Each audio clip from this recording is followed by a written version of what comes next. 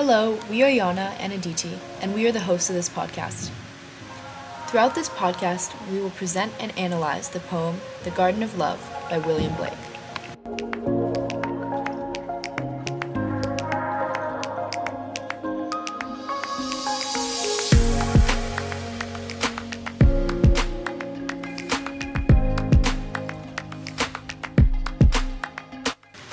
In 1967, in the small South American settlement of Jonestown, Guyana, a man named James Warren Jones founded the People's Temple. The origin of the cult was a church called the Community Unities Church, which was located in Indiana. Fast forward to late November of 1978, and the events that occurred a couple days prior in Jonestown were being broadcasted on television throughout the United States. James Jones, now known as Jim Jones, had claimed to be a reincarnation of Jesus Christ. He claimed to be able to heal the sick and even make the blind see, and went as far as preaching ideas associated with socialism and communism. He had a large following of around 1,000 people, and had exerted an immense amount of psychological manipulation among these people. His manipulation tactics led his followers to unquestioningly obey his commands, which resulted in the November 18th Kool-Aid Massacre, an extermination of 900 people through the drinking of cyanide-spiked Kool-Aid, which was classified as an orchestrated suicide. The Jonestown Massacre perfectly illustrates how religion can be twisted by people, and how so much harm can come from religion if abused. This theme of religious manipulation is exactly what the poem The Garden of Love aims to convey. The Garden of Love was written by William Blake in 1974 and is part of his collection of poems, Songs of Experience.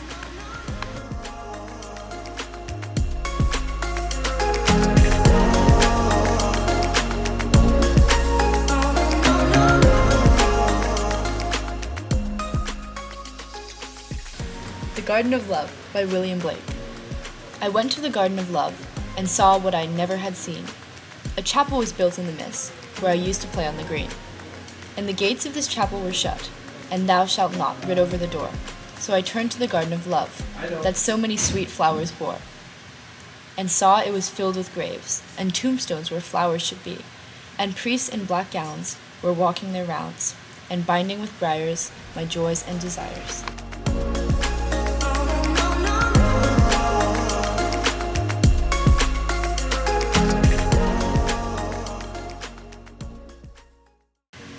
The reason The Garden of Love is such an interesting and impactful poem is the simple yet beautiful language coupled with a deeper relevant meaning.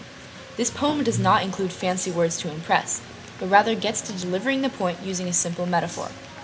The garden being corrupted by priests, and joy being unnecessarily stripped away by rules and regulations, calls to mind how religion can be abused, whether intentionally or unintentionally, and can cause harm to followers.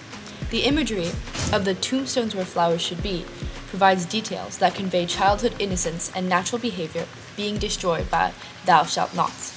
It prompts readers to think a little deeper about the effects of religion, and whether the leaders are following the actual teachings of the religion or following their own desires to oppress.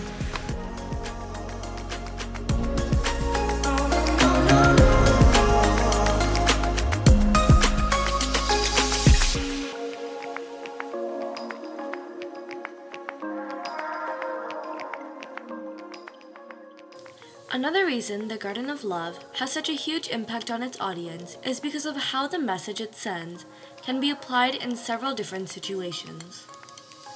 The poem, for example, reminds me of childhood. When we were children, society often put pressures on us to excel in areas such as academics or sports, pushing us to do so frequently that oftentimes we were pressurized to grow up too quickly. Before we knew it, the things we loved were being taken away from us in the name of being a distraction. The hobbies we adored that gave us a break from the insanity of our lives and made us feel alive were taken away from us by the pressures of society, much like how the garden described in the poem was taken away from the narrator by the people who set the societal norms.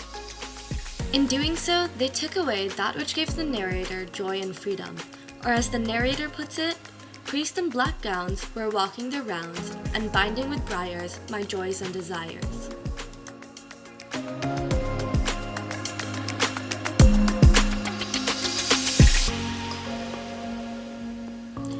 The poet of The Garden of Love, William Blake, was an English poet and painter who was alive during the time known as the Romantic Age in our history. Ever since he was young, Blake had what he would later refer to as visions. The first occurrence of this was when he was 9 years old. He believed that he had seen a tree filled with angels, but when confronting his parents about the event, his parents refused to believe him. A similar event occurred later in his life when William was 21 years old. When William was 21 years old, his brother Robert died of tuberculosis. Robert's death took a huge toll on William. William was in the room when Robert took his last breaths and claimed that when he died, he saw Robert's spirit rise through the ceiling, clapping in joy. He claimed that even later on, Robert's spirit continued to visit him. In fact, it was due to these events that William Blake opened his eyes to the societal norms and expectations that society had set on each other. These events largely influenced his two most acclaimed pieces, his two collections of poems, Songs of Innocence and Songs of Experience. The Garden of Love is one of the many poems that are a part of these two collections. It was due to his brother's death that Blake realized the weight of mortality, loss, and impermanent nature of life. His piece, The Garden of Love, reflects these feelings that Blake felt, but they were specifically applied to the limitations that religion placed on all people, a weight that Blake felt strongly at this point in his life.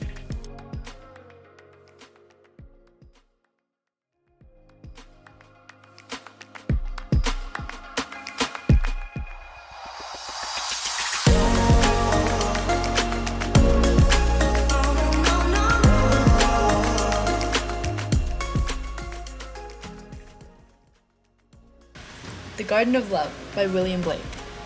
I went to the Garden of Love and saw what I never had seen. A chapel was built in the midst, where I used to play on the green. And the gates of this chapel were shut, and thou shalt not rid over the door. So I turned to the Garden of Love, that so many sweet flowers bore, and saw it was filled with graves, and tombstones where flowers should be, and priests in black gowns were walking their rounds, and binding with briars my joys and desires.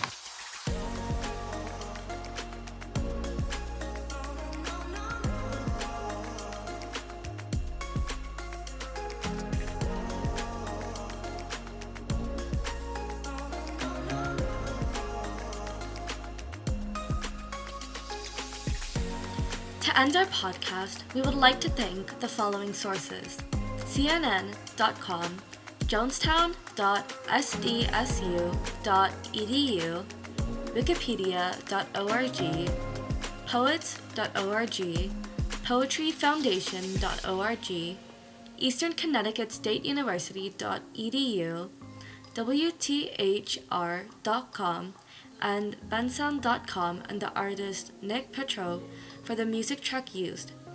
Thank you for listening, and we hope you enjoyed.